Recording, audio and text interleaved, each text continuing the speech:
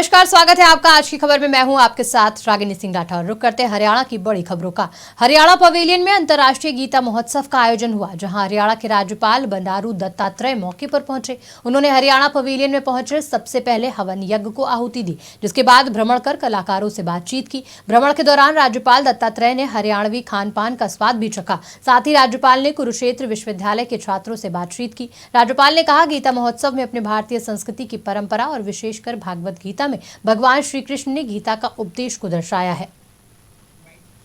अंतर्जातीय गीता महोत्सव का सम्मेलन के इस उपलक्ष्य में मैंने आज हरियाणा का जो पवेलियन देखा हूँ, मुझे बहुत ही अच्छा लगा है।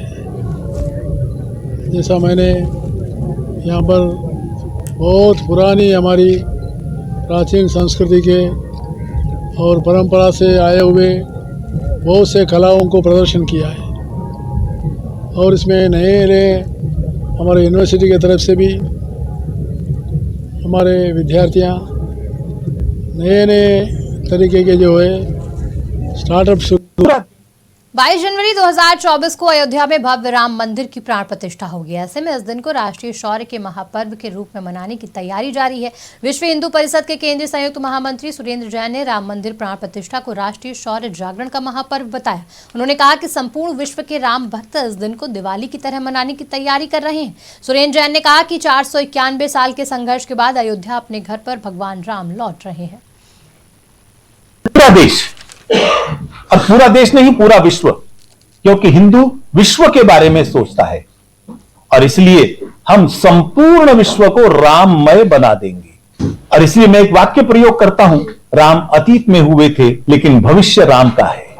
यह नारा नहीं है, यह हिंदू समाज का संकल्प है। और इसलिए मैंने प्रारंभ में ही कहा, जितने भी अपमान के प्रतीक हैं उन सबको हिंदू समाज स्वीकार नहीं करेगा। इसलिए आप देख रहे हैं, चाहे वो मथुरा हो चाहे काशी हो, वहां जो मुकदमे हैं वो विश्व हिंदू परिषद ने शुरू नहीं किए। ठीक उसी तरह से जैसे राम जन्मभूमि का आंदोलन भी हमने शुरू नहीं किया। आखिर 491 वर्ष से संघर्ष चल रहा है, तब तो विश्व हिंदू परिषद नहीं था।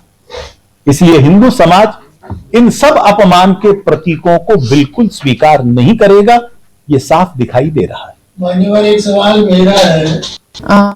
हरियाणा की यमुनानगर से हैरान कर देने वाला मामला सामने आया। यहाँ एक लड़के ने नाबालिग लड़की से शादी की और उसे अपने साथ राजस्थान ले गया, लेकिन उसने नाबालिग लड़की को अपने दोस्तों के साथ भी शेयर करने की कोशिश की, और जब लड़की ने इस बात का विरोध किया तो जबरन उसके साथ घिनौनी हरकत को अंजाम दिया, जिसके बाद आरोपी लड़की को दिल्ली में छोड़कर फरार हो गया।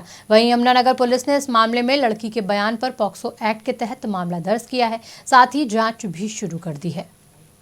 हमें एक शिकायत प्राप्त हुई थी, एक 0 FIR प्राप्त हुई थी जो दिल्ली से आई है, जिसमें एक 17 साल की युवती ने बताया है कि 2 साल पहले उनसे एक व्यक्ति ने शादी की थी, और फिर उसके बाद वो उन्हें जगह जगह पे लेके गए, बिहार, राजस्थान और दिल्ली, और उसके बाद उनको उनके साथ और भी कई हादसे हुए हैं, जिसके कारण इसमें पॉक्सो और इमोरल ट्रैफिकिंग एक्ट लगा है। और क्योंकि वाक्य जो पहला वाक्य है वो यमुनानगर का है, जहां शादी हुई है 2 साल पहले, इस वजह से ये FIR हमारे पास आई है। हम इसका पूरी गहनता से अनुसंधान करेंगे और इसमें जो जो व्यक्ति के नाम हैं उनको सबको शामिल तफ्तीश करके अनुसंधान करेंगे, और इसमें एकदम पूरी अर्जेंसी से कुरुक्षेत्र में विकसित भारत संकल्प यात्रा का लाडवा में स्वागत किया गया। भाजपा प्रदेश महामंत्री और लाडवा से पूर्व विधायक पवन सैनी और पूर्व मंत्री कृष्ण बेदी ने यात्रा का स्वागत किया। मौके पर लाभार्थियों को उज्ज्वला गैस के कनेक्शन बांटे गए और मौके पर ही पेंशन के कागज दिए गए। गांव के अंदर विकसित संकल्प भारत यात्रा के पहुंचते ही लाभार्थियों को तमाम योजनाओं का लाभ दिया जा रहा है। जिले हैं उन जिलों को टच करती हुई यदि मैं कुल मिला के आपको बात बताऊं, देश के 140 करोड़ बहन और भाइयों को यात्रा टच करेगी। ये हमारा 60 दिन का कार्यक्रम है, और 60 दिन के कार्यक्रम के अंदर इस यात्रा के माध्यम से हम गांव की चौपाल में, गांव के स्कूल में जाकर लोगों की जो छोटी छोटी समस्याएं हैं उनका समाधान करने का काम करेंगे। मित्रों, मैं आप लोगों से बात पूछना चाहता हूं, ये यात्रा की शुरुआत क्यों करनी पड़ी, इसका मकसद क्या है, इसका उद्देश्य क्या है, इसका कारण क्या है? इसका कारण सीधा सीधा ये है कि लोगों के बीच में जाकर लोगों की समस्या का समाधान मौके पर ही करा जाए। मित्रों, आज ऐसे ऐसे खुले दरबार पहले सरकारें लगाती रही, बहुत सरकारों ने लगाई, परंतु उसमें इसमें अंतर क्या है? हरियाणा प्रदेश के मुख्यमंत्री या बड़े मंत्री आते थे, एक गांव के अंदर 15 गांव के लोगों को बुलाते थे। 4 जिले हैं, उन जिलों कुरुक्षेत्र के अंतर्राष्ट्रीय गीता जयंती महोत्सव में अभिनेत्री भाग्यश्री पहुंची। कार्यक्रम की सांस्कृतिक संध्या में प्रसिद्ध फिल्म अभिनेत्री भाग्यश्री और उनके ग्रुप ने हिस्सा लिया। साथ ही उन्होंने महाभारत के बर्बरीक के जीवन को नाटक के माध्यम से दर्शाया। कुरुक्षेत्र में गीता महोत्सव ये पहली बार मैं करने जा रही हूँ। तो जैसे आपने पूछा, I wouldn't have an idea on what the whole programme is till I see it myself, क्योंकि पूरा प्रोग्राम मैंने देखा नहीं है। लेकिन इसका एक हिस्सा जो मैं परफॉर्म करने जा रही हूँ उसमें हाँ थोड़ा डांस भी है, थोड़ा म्यूज़िक भी है और थोड़ा ड्रामा भी है। सो आई गेस एक म्यूज़िकल ड्रामा या एक म्यूज़िकल परफॉर्मेंस के हिसाब से अगर गीता को लोगों तक पहुंचाया जाए, एंटरटेनमेंट भी होती।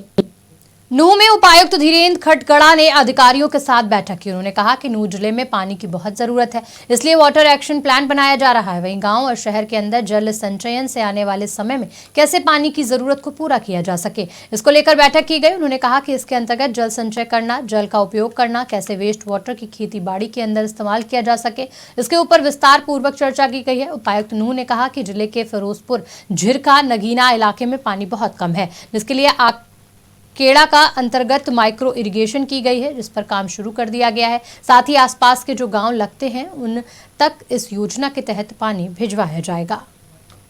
वाटर एक्शन प्लान बनाया जा रहा है। वाटर एक्शन प्लान बेसिक हमारे यहाँ क्या होता है कि पानी की जरूरतें हैं, गाँव के अंदर जरूरतें हैं, शहर के अंदर जरूरतें हैं। आने वाले समय के अंदर कैसे पानी की जो जरूरतें हैं उनको पूरी की जा सके, कहाँ पर नई योजनाएं हम लेके आए। तो आज सुबह हमने इसके अंतर्गत मीटिंग की सभी डिपार्टमेंट्स के साथ। उसमें अंतर्गत जल संचय करना, जल का उपयोग करना और कैसे जो वेस्ट वाटर है उसके हम यूटिलाइज कर सकें, खेती बाड़ी के अंदर हम उसके अंदर कर सकें, इसके ऊपर ध्यान देना। मैं इसके अंदर बताना चाहूंगा कि माननीय मुख्यमंत्री जी के द्वारा सबसे पहले इसके अंतर्गत जितने भी पॉन्ड हैं हमारे यहाँ, जैसे कि आप सबने देखा होगा, मैंने हाल ही में एक अमृत सरोवर फिरोजपुर झिरका में स्कूल आने जाने वाली छात्राओं से छेड़खानी करने वाले मंचलों पर पुलिस की कार्रवाई तेज है। ऐसे मंचलों पर लगाम लगाने के लिए पुलिस ने स्कूलों और शहर के मुख्य रास्तों पर गश्त बढ़ा दी है। वहीं पुलिस की गश्त बढ़ाने के लिए स्कूली छात्राओं ने एसपी, एसडीएम और अपने स्कूल के प्रिंसिपल का आभार व्यक्त किया। इस बारे में प्रिंसिपल ने बताया कि स्कूल की काफी छात्राओं ने उन्हें बताया कि जब वो स्कूल आती हैं तो रास्ते में मंचले उन्हें छेड़खानी करते हैं, जिसके बाद शिकायत के लिए स्कूल की तरफ से एक लिखित पत्र एसडीएम को दिया गया, जिस पर एसडीएम ने तत्परता और गंभीरता दिखाते हुए कार्रवाई के निर्देश दिए। एसपी साहब के आदेशों अनुसार जो भी सख्त से सख्त कार्रवाई करने, बाहर आवारा बालकों को भगाना, वहाँ से कोई अप्रिय घटना ना हो, बच्चों की सुरक्षा करना, बच्चों को पढ़ाई के उसमें नियंत्रण रखना और बच्चों के सुरक्षा करना। जो भी कोई आवारा बच्चे हैं, कोई गलत शब्द भाषाएं यूज ना करें, ना छेड़खानी करें उनके साथ।